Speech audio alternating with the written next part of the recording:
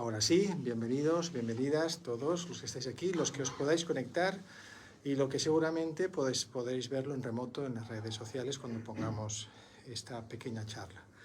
Todas están situadas y enfocadas desde el punto de vista del Dharma como método, no desde el punto de vista simplemente religioso, desde el punto de vista budista generalista. Pongo mucho interés en enfatizar la diferencia entre religiosidad o cultura religiosa y espiritualidad, en tanto en cuanto es mucho más interesante poder plantear las cuestiones desde la espiritualidad, como aquello que trasciende los límites de nuestras actitudes, nuestros procesos cognitivos habituales, aquello que trasciende los conceptos que tenemos de nosotros y también del mundo. Y justo el título de esta charla tiene que ver con la amnesia espiritual, amnesia. Y alguno se puede preguntar qué tiene que ver la amnesia con la espiritualidad. Y vale la pena darnos cuenta de algunos fenómenos que creo que pueden ser bastante interesantes. Hoy en día somos grandes consumidores. Unos más, otros menos, pero somos grandes consumidores. Consumimos especialmente tiempo. Y sobre todo, atención. La sociedad está construida de una manera que intenta constantemente atrapar nuestra atención hacia múltiples cosas con el argumento de que, lo que te ofrecen es lo mejor para ti. Y nosotros entonces tenemos una sobreestimulación, una gran cantidad de estimulación sensorial, y también una gran estimulación de tipo cognitivo. Es decir, nuestro cerebro, por ejemplo, en la actualidad trabaja a una velocidad y una cantidad de información y de datos muy superior a lo que ocurría quizás en el siglo XIV, en el siglo XV, en el siglo XVIII. No nos hemos dado cuenta, pero hemos entrado en una especie de vorágine de información, de sensaciones y de experiencias que además deberíamos saber procesar, pero que en el fondo no procesamos de forma adecuada. Además caemos en una gran falacia. La gran falacia del siglo XXI es pensar que como tenemos mucha información y acceso a la información, pues que eso nos da poder. ¿Alguien ha oído eso de la información te da poder? ¿Alguien ha escuchado esto? ¿Algo parecido? Bueno, por ahí van los tiros. Y claro, es una gran falacia porque es cierto, claro, la información y lo que nosotros encontramos en nuestra sociedad en gran medida, sobre todo en las redes sociales, por ejemplo, y más ahora con la inteligencia artificial, no es precisamente información, sino un tipo de enfoque sesgado según el medio de comunicación, según el programador del algoritmo correspondiente para la IA correspondiente y según la cultura en la cual se origina o bien la inteligencia artificial o bien los medios que alimentan a su vez los medios de información, sobre todo digitales. Todo esto lo estoy comentando porque tenemos una especie de consumo tan extraordinario de atención que eso nos lleva a un cierto estado de amnesia. Pero no hablo solamente de la amnesia espiritual, en la cual entraré después, sino que estoy hablando de una amnesia incluso funcional. No sé si habéis oído hablar de lo del multitasking, ¿no? Seguro que sí. Todos tenemos una gran cantidad de tareas, tenemos que hacer un montón de cosas, estamos dispersos en un montón de situaciones, de personas, de cosas, de circunstancias, de responsabilidades. Incluso el propio ocio que debería servir para eliminar, para quitar la presión de ese consumo extraordinario de tiempo, es utilizado como la industria del ocio. Todo eso atrapa nuestra atención, consume nuestra consciencia y finalmente nos encontramos con ciertas lagunas. Hay personas que sin tener una patología fisiológica específica ni tampoco tener una psicopatología desarrollada, pues tienen lagunas, no consiguen recordar ciertas cosas. No voy a entrar ahora en el análisis científico de la memoria, que es todo un proceso. No es una facultad, sino un proceso. Podemos dividirlo a corto plazo, a largo plazo, memoria inmediata, otra serie de esquemas. Pero lo que interesa es darnos cuenta hasta qué punto no somos tan conscientes como deberíamos ser de la vida, no del consumismo que tenemos en la vida que nos ofrece la sociedad. Por eso, esta especie de olvido lo podemos ver en nuestra vida diaria, en muchos detalles. Ay, se me han olvidado las llaves. Ay, se me han olvidado no sé qué. Ay, se me olvidó cerrar la puerta. ¿He cerrado la puerta? ¿Cuál puerta? Las 5 puertas que tengo en casa, la del coche, la del garaje. Llegamos a tener tal cantidad de dispersión en nuestra atención que eso origina realmente no solo estas lagunas en cuanto a la memoria, sino también mucho más estrés y, por supuesto, la típica ansiedad, que algunos ya saben que es una especie de pandemia silenciada durante mucho tiempo y que ahora algunos empiezan a tomar cierta conciencia de ello. Pero claro, el Dharma como método se enfoca no tanto en los procesos sociales, sino especialmente en los procesos espirituales. Y nos hemos encontrado, sobre todo en la sociedad occidental, donde ciertas religiones o tradiciones religiosas han tenido un papel preponderante durante muchos años, tenemos como una especie de cierta, no sé cómo llamarlo, manía, o tenemos una cierta predisposición o un juicio de valor negativo sobre las religiones, y más también cuando estas son utilizadas o manipuladas tanto por las religiones como por cuestiones geopolíticas que usan a las religiones. En cualquier caso, tenemos una idea que nos echa para atrás. Y por eso es por lo que el enfoque de la espiritualidad creo que puede llegar mucho más lejos, ya que ya no solamente hablo desde el punto de vista budista, sino desde el punto de vista de una espiritualidad que puede compartir tanto un budista como un taoísta, como un shintoísta, como cualquiera de los practicantes de religiones monoteístas, e incluso puede compartir también un ateo o un agnóstico. ¿Es posible que incluso los que no creen en nada puedan acercarse a la espiritualidad? Por supuesto, claro. ¿Cuál es el problema? ¿Cuál es la cuestión realmente? La cuestión es que no se trata solo de creer de forma ciega, sino se trata de plantear una espiritualidad que pueda contrastar el conocimiento, que pueda contrastar y experimentar, y que pueda decidir en base a una experiencia, sobre todo genuina, personal y no mediatizada, o al menos no supeditada a una doctrina general de una religión determinada. Pero para esto necesitamos atención, necesitamos una conciencia mucho más focalizada y mucho más definida que no solemos tener en nuestra vida diaria. Y cuando de repente hay unas enseñanzas, por ejemplo, en un centro, como aquí en Sercholing, se dan enseñanzas de forma gradual, te das cuenta, o se hacen conferencias, o se hacen charlas como ahora, te das cuenta que hay un fenómeno muy extraño. Y es que das unas enseñanzas, acaba la enseñanza, pasan, no sé, unos 5 o 10 segundos, unos 15 segundos, preguntas algo de la enseñanza y te ponen cara como diciendo, ¿de qué me estás hablando? Como, ¿sabéis? Como una especie de cortina.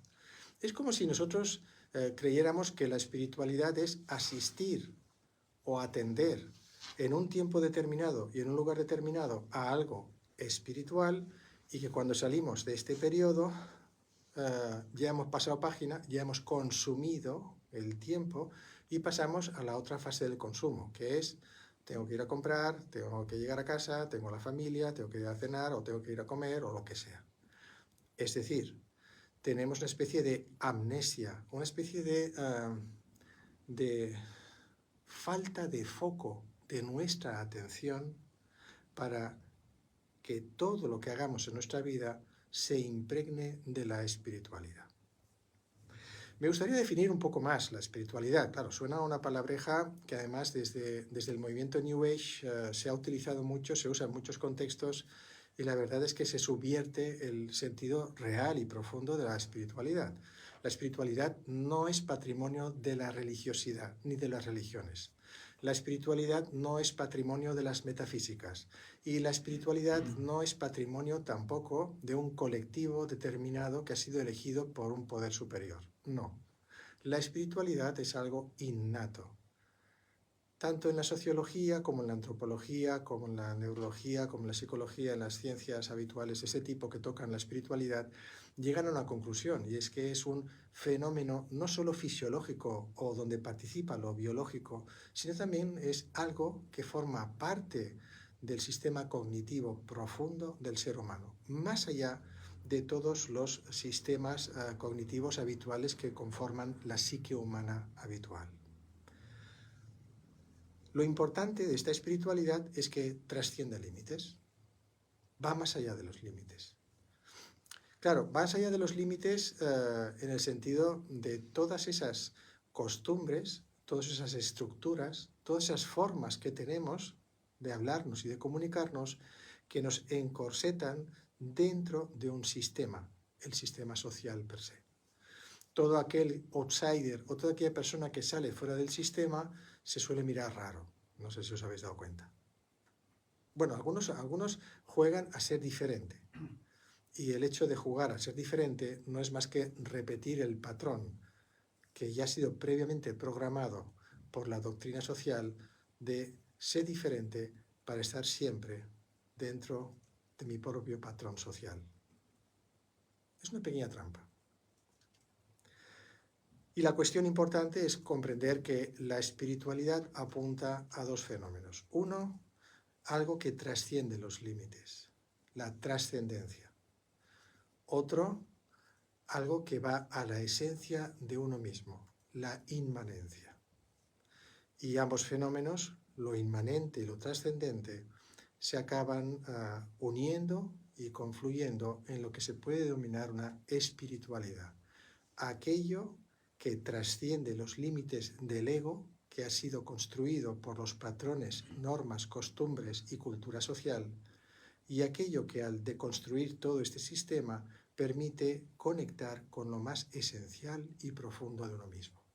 Eso ya no es ser solo original desde un punto de vista social, sino que es ser plenamente genuino o genuina, porque es la esencia misma, no la construcción social, lo que en ese momento se está manifestando. Esta espiritualidad es un camino. En el contexto del budismo, a este camino espiritual se le llama Dharma. Es el sendero, es el método. Dentro del Dharma se promueven toda una serie de técnicas, métodos y sistemas para poder deconstruir todos los elementos que mantienen al ego. El ego como un constructo social o una impostura que se autoengaña constantemente y que origina lo que en el Dharma llamamos el estado de la ignorancia. Es decir, la distorsión con la que nos percibimos y con la que percibimos la realidad y las relaciones entre el sujeto y la realidad, el objeto. De hecho, si preguntamos a cualquier persona si está viviendo la vida, ¿qué va a contestar? Sí. ¿Estáis viviendo la vida? Sí. El entusiasmo por aquí del público es enorme, sí. Es impresionante. O sea, eso que escucháis de fondo es un sí brutal, pero ahora ya está grabado. Sí, claro, pero ¿qué vida estamos viviendo? ¿Qué vida vivimos? ¿La que hemos elegido nosotros realmente? ¿O la que tenemos como consecuencia de nuestras experiencias, de nuestras interacciones sociales, de nuestra educación, de nuestras costumbres, de nuestra cultura, de las exigencias que el entorno tiene sobre ti? ¿A eso le llamamos vivir la vida? Eso es, en cierto modo, vivir una parte de la vida. A mí me gustaría descubrir, sin excluir todo eso, qué más hay, porque eso, hoy por hoy, no me satisface. Esa insatisfacción en el budismo se suele llamar dukkha, insatisfacción, que a veces se traduce como sufrimiento. Vemos a muchas personas que están detrás, corriendo, buscando, intentando ser reconocidas y reconocibles socialmente. Vemos a muchas personas que intentan autoafirmarse a sí mismos, anclándose y esclavizándose en el propio sistema social. y en el esclavismo indirecto que este sistema produce en nuestras conductas, en nuestras emociones y encima que nos hace creer que todo eso es la vida. Cansa, ¿no? Ya está bien. Me gustaría vivir la vida más ampliamente. Cuando origino en mí ese estado de búsqueda genuina, no de coleccionismo en el supermercado espiritual, ni tampoco coleccionismo en el supermercado de las ofertas sociales, incluido el ocio. Cuando busco desde un punto de vista genuino eso, de repente estoy caminando un auténtico camino espiritual. Podría elegir el budismo, pero también podría elegir el hinduismo, el shintoísmo, el cristianismo, yo qué sé, cualquiera de los elementos que después se han conformado como métodos. Ahí depende un poco de la sintonización que tenemos con la presentación de la espiritualidad. Teniendo en cuenta que toda religiosidad que secuestre la espiritualidad se debería poner en cuarentena. Y que toda espiritualidad que no sea secuestrada por la religiosidad bien vale la pena, en tanto en cuanto esa espiritualidad pareciera que se ha desarrollado a lo largo de los siglos, como en el caso, por ejemplo, del budismo. 2500 años presentando un sistema practicado por millones de personas que ha sido contrastado por arriba, por abajo, por derecha, por izquierda, por todas partes y que todavía tiene una enorme consistencia. Hoy en día incluso el budismo, el Dharma como método, puesto a prueba en el ámbito científico y todo y así aguanta el tirón en el propio ámbito científico. No está nada mal.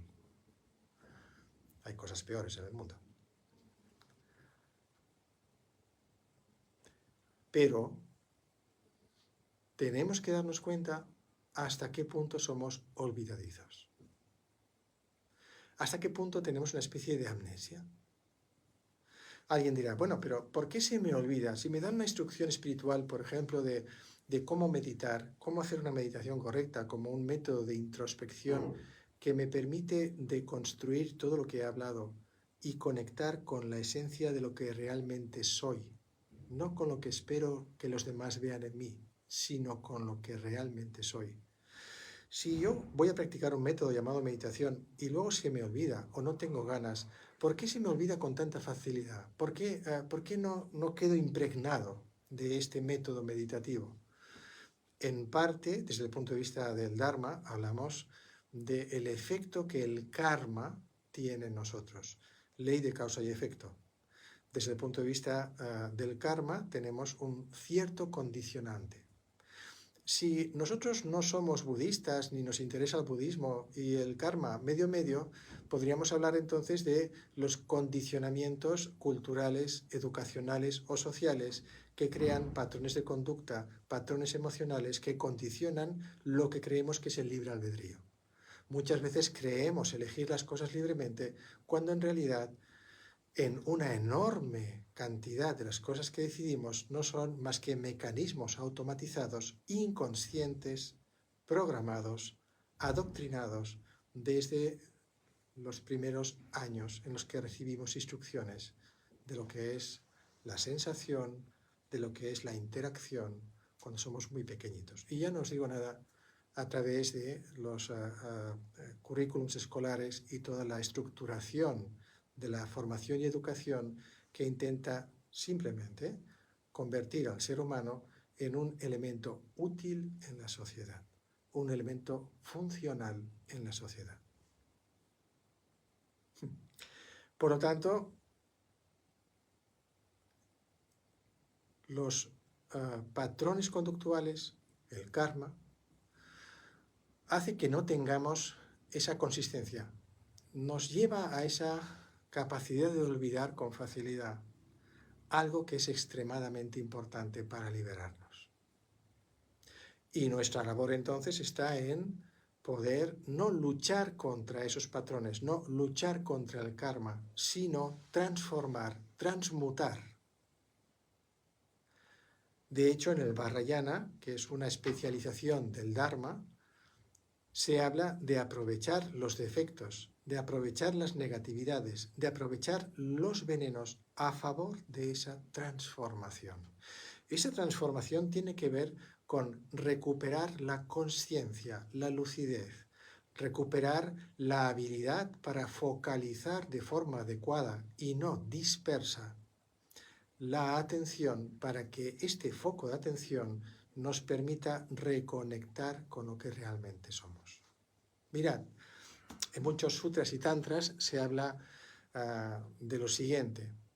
Se plantea que la naturaleza esencial de lo que nosotros llamamos en el budismo, en el Dharma, la budeidad, no es algo que debamos fabricar. La budeidad no es un estado místico donde estamos completamente disociados, en un plano consciente, alterado. La budeidad no es una alteración de la consciencia. La budeidad es un retorno a una consciencia no limitada ni limitante. Es algo muy distinto. De tal manera que se dice en los sutras y tantras que hemos olvidado nuestra verdadera naturaleza. Hemos olvidado cuál es nuestra esencia. Tenemos una amnesia espiritual profunda porque no reconocemos, nos olvidamos de lo que realmente brilla en nuestro corazón y solamente atendemos a la enorme cantidad de inputs sensoriales, educacionales, sociales que constantemente nos ofrecen.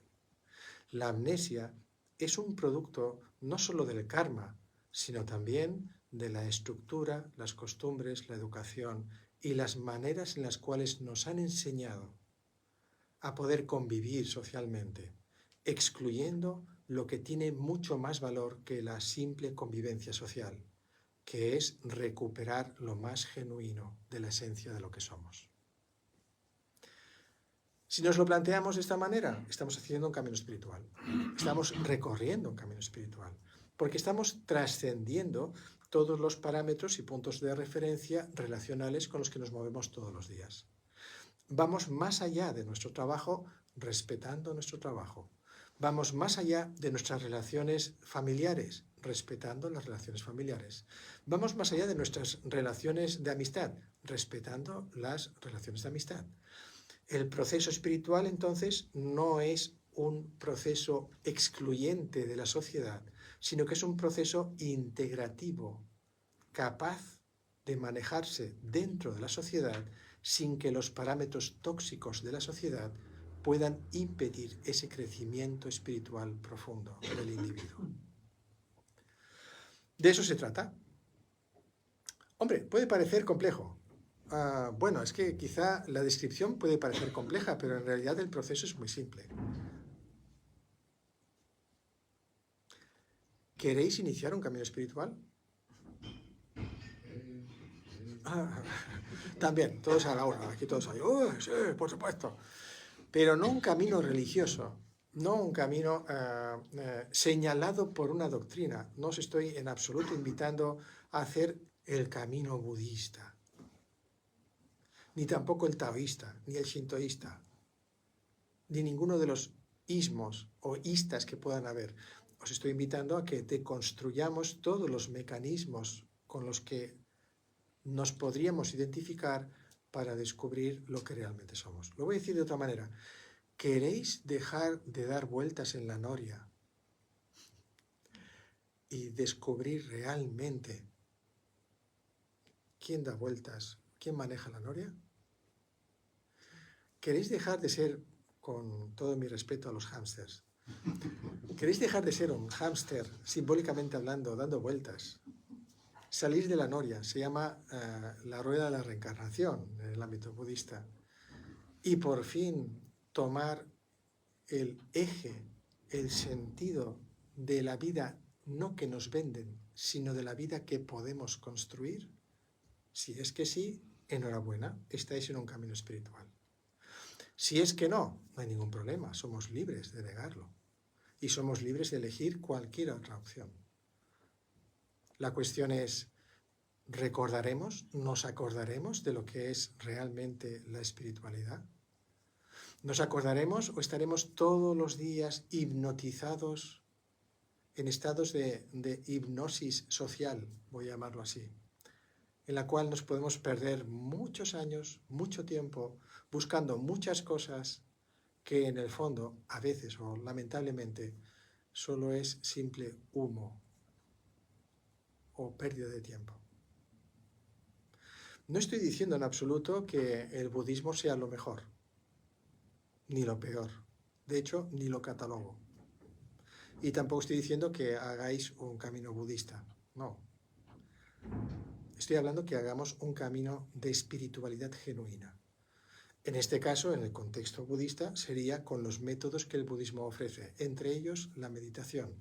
Y por supuesto la meditación no como un sistema de entretenimiento, un sistema de ocio. Sí, mira, me aburro, he hecho puenting, he ido en globo, he ido al Everest 5 veces, me aburro mucho, voy a meditar. Me han dicho que el mindfulness va muy bien, entonces puedo estar más tranquila, más tranquilo, puedo mirar mis emociones, tendré menos estrés, menos ansiedad.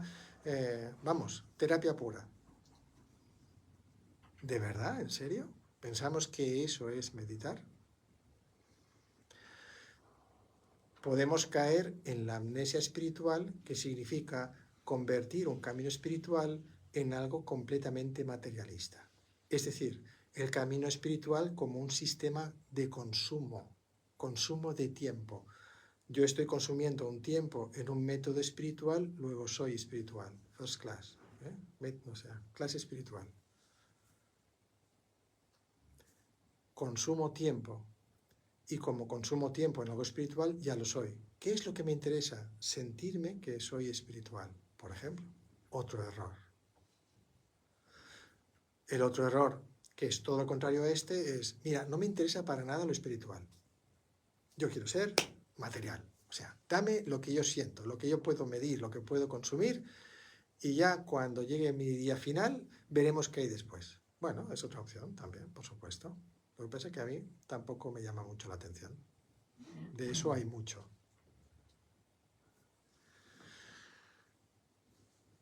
¿Cuál es el sentido finalmente de este camino espiritual que estoy planteando, el cual tiene el peligro de llevarnos a un estado de amnesia si no lo recordamos? Por un lado, el reconocimiento de lo más genuino de nosotros. Pero una vez ya lo hemos reconocido, ¿qué hacemos?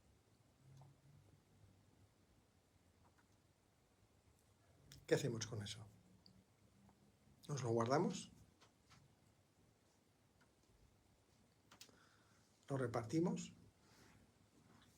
Perdón. ¿Qué hacemos con algo que tengamos, por ejemplo? Imagínate, en vuestra vida conseguís algo muy valioso, muy importante. ¿Qué hacéis? ¿Os lo quedáis? Lo soltamos. En plan mío, ¿no? No quiero hacer una comparativa, pero no suena eso de mi tesoro, ¿sí? Mi anillo, mío, lo he conseguido. Mira, con lo que me ha costado es para mí.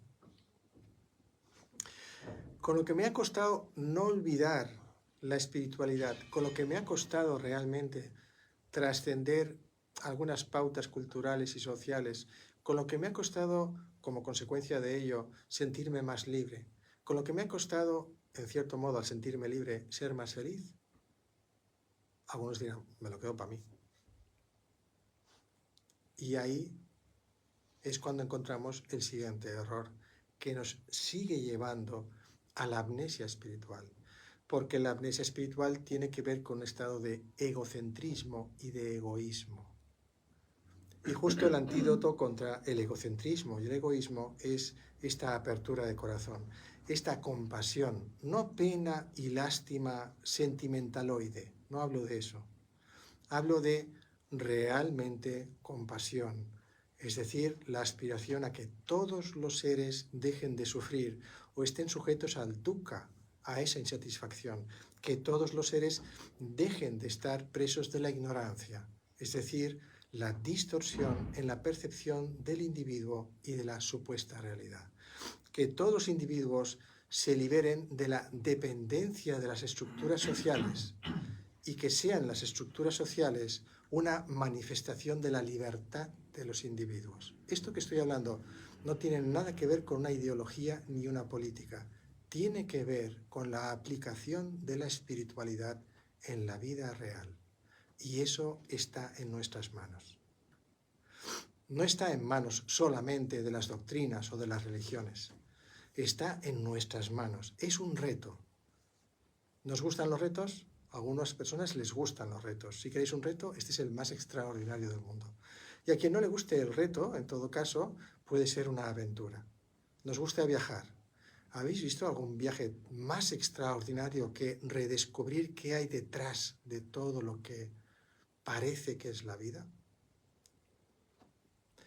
¿No es un viaje extraordinario poder atravesar todas las costumbres, todas las pautas, todas las estructuras, todo aquello que nos aprisiona socialmente hablando y que no nos permite vivir lo más genuino de nosotros? ¿No es un viaje extraordinario? En ese viaje, esa espiritualidad, nos vamos a encontrar con dificultades, por supuesto. Esa espiritualidad va a encontrar zonas oscuras de nosotros, por supuesto. En esa espiritualidad nos vamos a tener que enfrentar a cosas que no nos gusta reconocer de nosotros, por supuesto. En esa espiritualidad vamos a ver que no somos perfectas ni perfectos, claro que sí. En esa espiritualidad genuina, ¿nos van a culpar por ello? No.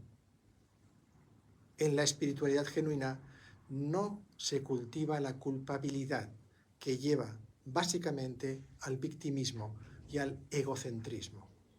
En la genuina espiritualidad no se está trabajando sobre la culpa, sobre el premio o sobre el castigo. Se trabaja con todo aquello que nos permita recordar que somos mucho más que un producto social que consume todos los días tiempo. ¿Podemos hacerlo? No, mejor dicho, ¿queréis hacerlo? Sí, también con entusiasmo. Sí, por supuesto, sí. Vamos a tener que poner aquí algunos cascos para que no se escuche tanto.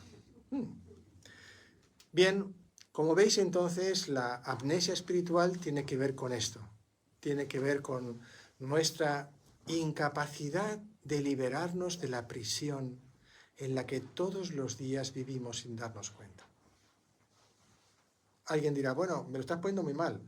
Digo, no estoy poniendo ni bien ni mal, no estoy juzgando si es bueno o malo, estoy diciendo que aquellos que no están satisfechos con la vida, que puedan buscar algo que dé un sentido más amplio a la vida. No hay mejor prisionero que aquel que estando dentro de una prisión cree que es libre. Este es buenísimo. Tiene la reja abierta, las puertas abiertas, puede salir en cualquier momento, pero como está dentro de la prisión y cree que está libre, le han vendido que es libre. Es maravilloso. ¿Para qué va a salir? Total, si es libre, fuera, dentro. Por eso, la espiritualidad requiere de la atención. Y la atención de una consciencia. Y esta consciencia y atención requiere espacio. Y este espacio es lo que la sociedad no nos deja. Por eso se nos olvida. Por ejemplo, ¿cuántas personas reciben con alegría que tienen vacaciones? Cuando os dicen, tenéis vacaciones, un mes. Bueno, los que tengan la fortuna de trabajar, porque los que no pueden trabajar quizás lo pasen de otra manera. Yo voy a suponer que estamos trabajando durante todo el año y nos dicen, un mes de vacaciones. Entonces, lo siguiente que viene a la cabeza es, ¿y qué voy a hacer durante un mes de vacaciones? En vez de pensar, voy a desconectar realmente de todas las cosas que me atan, de esa atención completamente dispersa. No. ¿Qué es lo que voy a hacer durante mis vacaciones? Entonces uno ya empieza a planear. Bueno, a ver, ¿puedo desconectarme realmente de todo lo que me ata? Toda esta dispersión atencional, me lo puedo resolver viajando, pongamos, a Hawái. Es un ejemplo.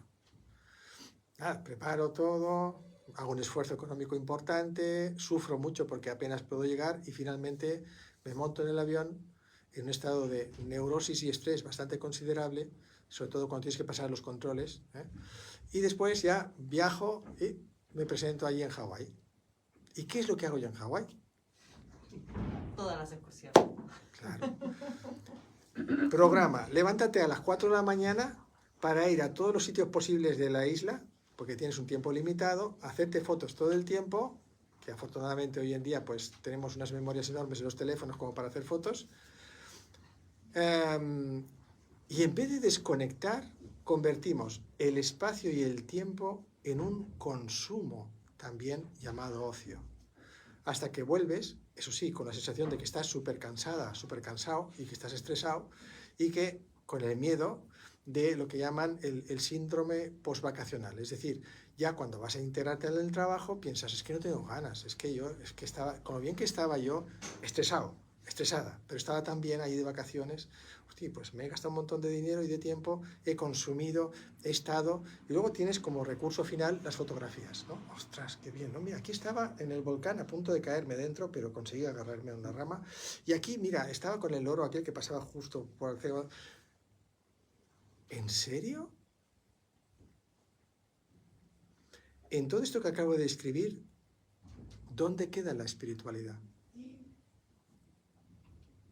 No parece. Esa es la amnesia. Es como un estado de distracción constante, como estar embaucados constantemente en algo que lo único que hace es alejarnos de esta esencia que os comento. Lo que nos interesa realmente es conectar con esta esencia, no alejarnos de ella. Pero no, seguimos ahí. Y así podemos pasar toda nuestra vida. Y finalmente ya no solamente tenemos un problema de amnesia espiritual, quizás tengamos un problema de amnesia de la vida.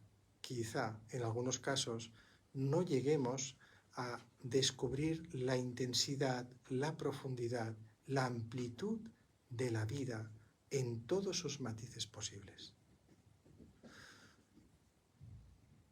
Salvo que elijamos recorrerla, salvo que elijamos realmente tomar ese camino. Y es la invitación que os hago. Recorramos un camino espiritual. No juguemos a consumir la espiritualidad como quien consume un producto. La espiritualidad no es un producto de consumo. La espiritualidad es un sistema de liberación justo de todos los patrones que nos condicionan, incluido el consumo. La espiritualidad crea tiempo y espacio de calidad en nuestra vida.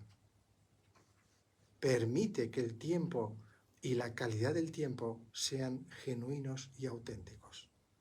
En la espiritualidad no hay culpabilidad. En la espiritualidad no hay premio ni hay castigo.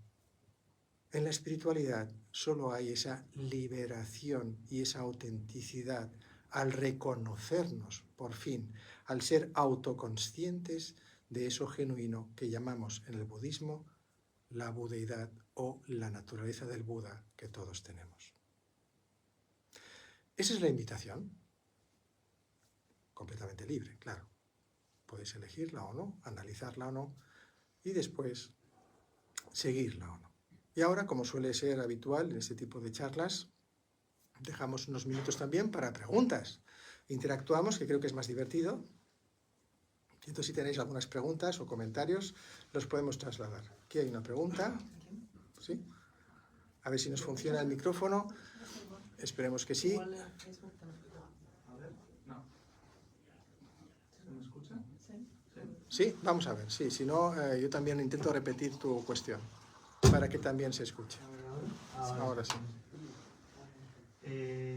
Bueno, al principio has comenzado a hablar sobre la religión y la espiritualidad y me ha surgido la pregunta de cuál fue antes y qué carencia tenía una para que surgiera la otra. si analizamos, por ejemplo, el origen de la gran mayoría de las religiones, está claro que la espiritualidad, es decir, la experiencia trascendente o inmanente, es el foco principal que origina algo que va más allá de la costumbre social o cultural de la civilización donde ha surgido esa experiencia. En el caso del Buda, en el cual me centro, a muchos les sorprende cuando os digo, es que el Buda no creó el budismo. El budismo es una consecuencia de una evolución, de una estructuración en un contexto cultural determinado. Y eso ha ocurrido con el paso de los siglos. Lo que hoy conocemos como budismo, los primeros jesuitas que viajaban, por ejemplo, por la India, descubrieron a algunos seguidores que no eran hinduistas y preguntaban, ¿y a quién siguen? Al Buda. Comentario, deben ser budistas. Pero el Buda no estaba pensando, voy a hacer una religión que se va a dividir en 3 partes, Hinayana, Mahayana, Vajrayana, que va a estar en distintos países y que no tiene un centro neurálgico ni un líder espiritual que domina todo el budismo. No estaba pensando en nada de eso, solo estaba viviendo la espiritualidad y lo más importante, el Buda en su experiencia tuvo dudas inicialmente, pero finalmente se decidió a compartir su experiencia para que otros seres pudieran también llegar a ese estado. Para mí, a mi modesto entender, creo que antes es la espiritualidad. La religiosidad es el proceso posterior, que más o menos funciona de la siguiente manera si hacemos un estudio de las religiones comparadas. Y es que la religiosidad es el intento de estructurar de forma coherente aquella experiencia para que pueda ser transmitida por generaciones futuras. Y en esa estructuración se institucionaliza todo el proceso que es una experiencia. Y ahí nos encontramos con ciertos movimientos que se constituyen como religiones en la osmosis con la cultura, con los gobiernos y con los poderes fácticos correspondientes de la época en la que se va construyendo esa religión. Y finalmente todo eso nos lleva a que la experiencia original acaba desdibujándose en muchos casos y acaba siendo más importante la religiosidad. Y por último, el paso final de la religiosidad es cuando ésta se integra tanto en la sociedad que aparece la cultura religiosa, no la religiosidad, la cual no es más que un cierto seguidismo medio supersticioso, muy poco elaborado, muy poco reflexivo, de ciertas pautas vestidas de religión. De tal manera que incluso países que deciden ser laicos o aconfesionales acaban reproduciendo en sus parámetros sociales y culturales educacionales no religiosos aspectos de cultura religiosa. Pongamos el caso, un país aconfesional como es España, resulta que supuestamente no es religioso, pero la jura de un cargo se hace delante de elementos religiosos, en la mayoría de los casos, lo cual es bastante sorprendente. Eso forma parte ya de la cultura religiosa más que de la religiosidad. Y para mí el principio inicial es la propia espiritualidad. Decía en este comentario, en esta charla, que la espiritualidad no es patrimonio de ninguna religión. Por eso lo decía. Y que la espiritualidad es algo innato a todo ser humano. Y esto no es solo una opinión que podemos deducir de las enseñanzas budistas, sino también de ciertas ciencias de investigación, ¿no? Psicología, antropología, sociología, neurología, que están viendo que realmente hay procesos innatos del propio ser humano. Más.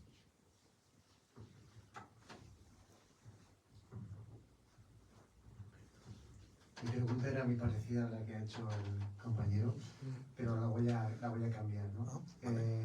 Realmente el Buda fue espiritual, no era religioso, porque él descubrió el método meditando, probando primero los ascetas, después, bueno, pero después, claro, ya se creó todo lo que es el Kenyu, el Tenryu, ¿no? Todo el Dharma y las diferentes escuelas. Entonces, yo veo que aquí hay una complejidad muy grande, ¿no? Dentro del budismo, ¿no? Porque hay muchas técnicas, muchas filosofías dentro del budismo, y no sé hasta qué punto eso también puede provocar un cierto rechazo al ver la complejidad del mismo, ¿no?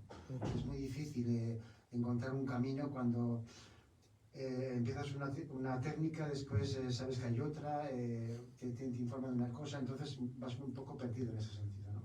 Claro, claro. Esto tiene, por ejemplo, el Buda no creó la religión, pero el Buda dejó unas enseñanzas, primero orales y después escritas. Estas enseñanzas básicas se recogen en lo que llamamos el cuerpo del Hinayana, que es el pequeño vehículo, o el Theravada, ¿no? Que es la parte más histórica o más cercana a las enseñanzas del Buda. Lo que pasa es que con el paso de los tiempos, del tiempo, todas estas enseñanzas del Buda se van también comentando. Y estos comentarios se va diversificando el método o las maneras con las que se puede llegar a la esencia de lo que el Buda estaba proponiendo en su experiencia. Estos métodos constituyen después el desarrollo del Mahayana y el desarrollo del Vajrayana, y además también interactúa con estas enseñanzas aspectos culturales concretos, locales, del nacimiento de la interacción entre las enseñanzas del Buda originales y lo que en esa cultura hay en ese momento. El caso del budismo Vajrayana. En el budismo Vajrayana había una religión previa, la religión Bon. Claro, hay entonces una especie de conexión entre ciertos métodos chamánicos de la religión Bon y el budismo original, que acaba constituyéndose en una metodología llamada Vajrayana, donde hay yogas y hay sistemas complejos de visualización y métodos complejos que son mucho más elaborados que las enseñanzas iniciales del Buda. Cuando uno ve todo el edificio que es una consecuencia de una evolución histórica, dice, vale, es que esto no hay por dónde cogerlo. Y aquí, lo que digo en muchas enseñanzas y comento a muchas personas, la cuestión no es aprender todo el budismo y todo el Dharma. La cuestión es intentar ver qué parte del Dharma y de todo ese complejo edificio conecta con tu evolución vital para poder trascender todo esto que comentaba antes, todos estos parámetros y demás. Dicho de otra manera, a mí no me hace falta estar estudiando en una universidad budista durante 20 años para ser un doctor en filosofía budista, salvo que esté buscando dar enseñanzas y ya está. Y entonces, como doctor en filosofía budista, pues puedo ser magnífico. Pero si mi objeto es liberarme del sufrimiento y las causas del sufrimiento, es decir, liberarme de la ignorancia o de dukkha, la insatisfacción, no tengo que estar 20 años estudiando, sino que tengo que estar 20 años practicando aquello de la enseñanza del Buda que conecta con mi evolución específica. En el Vajrayana, entonces, aquí insistimos en la necesidad, entonces, de una maestra o maestro cualificado, que no adoctrinan, sino que gracias a la experiencia que tienen en el camino, pueden más o menos ir resolviendo qué parte de todo el edificio budista puede ser el idóneo para tu recorrido personal. Y en ese sentido luego tenemos a los sutras y tantras, los escritos originales, que también te permiten contrastar si eso que se está transmitiendo por parte del maestro es realmente la enseñanza del Buda. La original, sí. ¿Por qué? Porque la enseñanza histórica original del Buda, el Tripitaka, por ejemplo, aunque se ha desarrollado en el Abhidharma con comentarios, todos los comentarios han sido constantemente contrastados para no desviarse un milímetro de estas enseñanzas históricas originales. Y esto es lo que nos da entonces una coherencia que, como he dicho antes, al ser contrastada, es consistente. Y por lo tanto podemos decir que aunque históricamente siempre hay desviaciones y siempre hay deformaciones, seguimos manteniendo con bastante pureza todos los métodos y sistemas desarrollados a partir de la enseñanza original del Buda. ¿Nos puede asustar la complejidad? Claro, porque creemos que debemos saberlo todo y conocerlo todo. ¿Cómo elimino ese susto por la complejidad del budismo cada vez que entro en contacto con el budismo, que veo que cada vez es más profundo? Centrándome en aquello que es útil para mi desarrollo espiritual. Porque aquí está jugando algo muy interesante y es el patrón de la ambición consumista de la sociedad en la que vivimos. ¿Cuál es el patrón de la ambición consumista? Saber cada vez más. porque tenemos la falsa idea de que saber más equivale a mejorar. Y eso no funciona así. No es más, es mejor. Y mejor significa elegir la cantidad exacta o más precisa posible de la enseñanza del Dharma que me permite evolucionar. Esto, en un ejemplo muy simple, sería: ¿es bueno a quien le gusta el chocolate? ¿Es bueno alguna porción de chocolate de vez en cuando? ¿A quien le gusta? Sí. Ahora, si yo me zampo 20 tabletas de chocolate, fijaos qué bueno es el chocolate, ¿es bueno para mí? No. Si yo me estudio todo el Kanyu y el Tenyu pensando que estudiándolo todo va a irme bien a mí, a mi organismo, es decir, a mi evolución, me estoy equivocando. Salvo que la función que yo quiero darle a mi vida sea aprender todo eso o para disfrutarlo, en plan hedonista, o bien para transmitirlo a otro. Bueno, eso es una opción.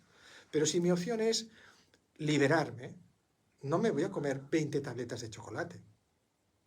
Voy a elegir la porción más o menos buena que me permita realmente estar bien comiendo chocolate. Es un ejemplo tonto, pero me parece que sirve bastante. ¿Sí? Los diferentes maestros realizados que ha habido a cabo del tiempo han aportado más, ¿no?, a las enseñanzas, o más bien las técnicas, ¿no? Han aportado a más técnicas, pero no nuevas, sino que han diversificado las técnicas que te llevan a la raíz de la enseñanza del Buda. Toda técnica que te lleva fuera de la enseñanza del Buda se descarta, no es válida. Hay muchas cuestiones, por ejemplo, los tirtirkas, ¿no?, que son aquellos practicantes que utilizan técnicas yógicas especializadas, respiraciones, visualizaciones y demás, con los que consiguen lo que llamamos poderes menores. Tienen poderes psíquicos. Claro, si yo estoy vendiendo poderes psíquicos en el supermercado espiritual, vamos, me lleno las manos, porque todo el mundo está buscando eso. En cambio, en el Dharma genuino se consideran eso poderes inferiores. El poder superior es la bodhicitta y el superior absoluto es la iluminación. Entonces, dile a alguien que elija entre iluminación y poderes psíquicos. ¿Qué va a elegir? Poderes psíquicos. Entonces, claro, cuando yo estoy subvirtiendo el sentido del Dharma, que es todas las enseñanzas durante tantos siglos deben servirnos para liberarnos, incluso del propio Dharma. Pero si en vez de liberarnos me mantengo en el samsara, es decir, en los patrones consumistas, y encima el Dharma lo uso como un sistema de autoafirmación de mi propia ignorancia, porque sé mucho, me he apartado completamente del sentido del Buda. El sentido del Buda es toda enseñanza, todo conocimiento es realmente valioso en función de la capacidad de liberarte y no atarte a la impostura del ego, al autoengaño o a la ignorancia. Ahora sí. Y tenemos que acabar, es que llevamos un buen tiempecillo, ¿no? Entonces tenemos que acabar por el momento, como siempre hacemos. No sé si hay alguna pregunta No, aquí, había hay comentarios, ¿ok? Espero que el mensaje de hoy pues sea lo más claro posible, que os haya llegado y que podáis aprovecharlo en algún sentido, siempre con total libertad, como siempre, de refutarlo, de dejarlo o simplemente buscar algo más divertido. He intentado que no sea demasiado aburrido, hay muchos temas también que se quedan en el tintero, pero bueno, para eso haremos más charlas también. Y como siempre hacemos, al final de una charla, dediquemos el mérito. Que lo que hoy hayáis escuchado, sea en directo o no, beneficie a todos los seres, sin excepción. Es una petición que os hago y que os ruego.